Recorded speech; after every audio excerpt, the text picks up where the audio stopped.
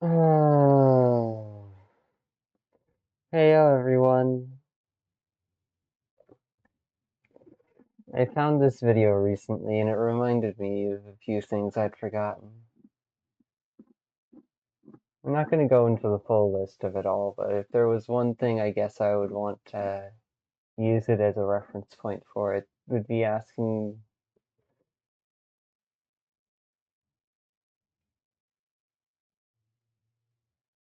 Oh, ugh. It would probably be asking a question that I don't think I've asked yet. In the direction of the dense stork, should I ever get the chance to. Do you hate me because you can't forgive me? Or do you hate me because you're still being cruel to yourself?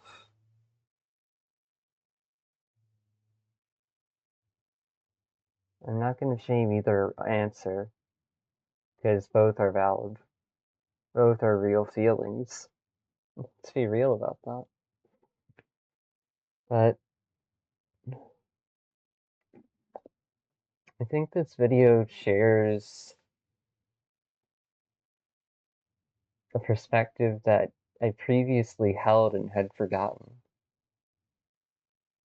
However, I wouldn't take it as the only truth out there, but rather a relative truth that has its own parallel opposite, something that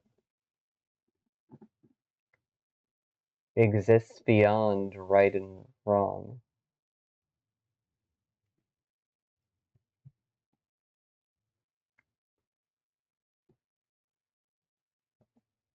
Here, let me give you, I'll put the image on screen in case someone wants to use it as a reference point.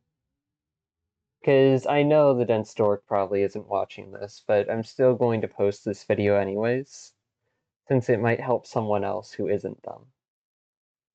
Since it might help someone else figure out their own way forward, even if I never get to see the person I care about ever again. Because that's one of the reasons why I'm working through this. It's not just in the hopes of, hey, maybe they'll hear and they'll come back. No, that would be, if that was the only reason, I wouldn't do this. I would not be honest at all. I would be fucking shutting myself down and fucking off into the middle of nowhere.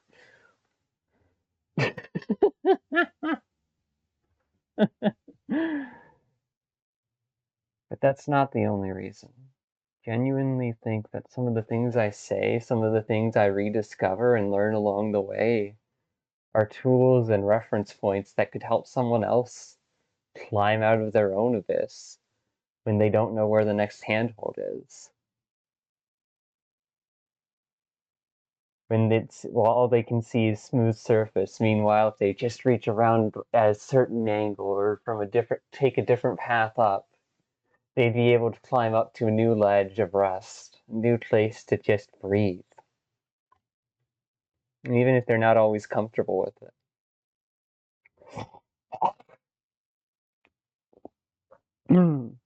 Because sure, staying down in the dark, in the discomfort, shame, and otherwise isn't fun. There's a sense of safety in that where you acknowledge that, hey, I'm already at rock bottom. I'm already close to the ground. Falling isn't going to hurt as much. And that fear isn't unreasonable. That doesn't mean your worth is any less either. You deserve to be there for yourself, to breathe clearer air, and continue that climb. Just prove that you're worth more than just staying at ground level, where people don't think anything of you. You're worth more than zero. Even as a zero, you're worth more than zero. Because when zeros share space with each other, work together, and build up into colossal tidal wave,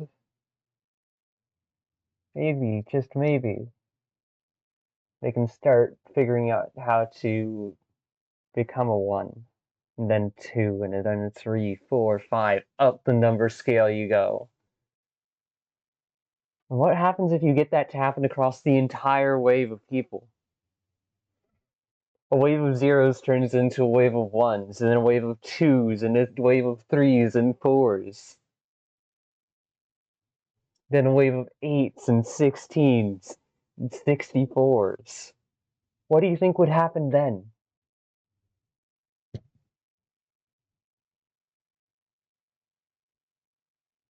We don't have to stay alone. We don't have to abandon others to stay true to ourselves. We don't have to abandon ourselves to stay true to others. It's a lot difficult than either or, but when we learn how to do both, we learn how to live. That I genuinely believe. So hey, here's this spark of motivation, this little piece of hope in the dark that still hasn't died on my end. Here's hoping I'm able to pass it on to you and that it stays just as stubborn for you as it has been for me. That helps you find just that little pocket of less toxic air to breathe in, to rest and recover in. So that way you can rest up, think over your plans, and try things again. Try reaching for another ledge where the air is a little bit less toxic, where you can find another pocket, and then another. The end goal is not the end. The end goal is just the current motivator. We can always do more if we desire it, so long as we can acknowledge our faults.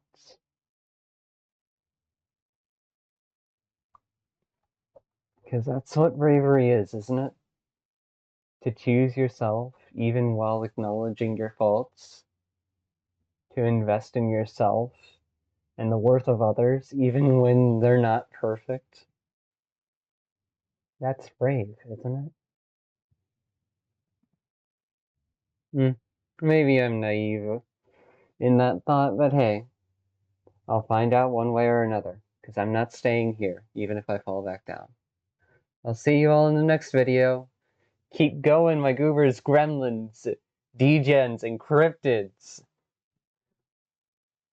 We can choose to live.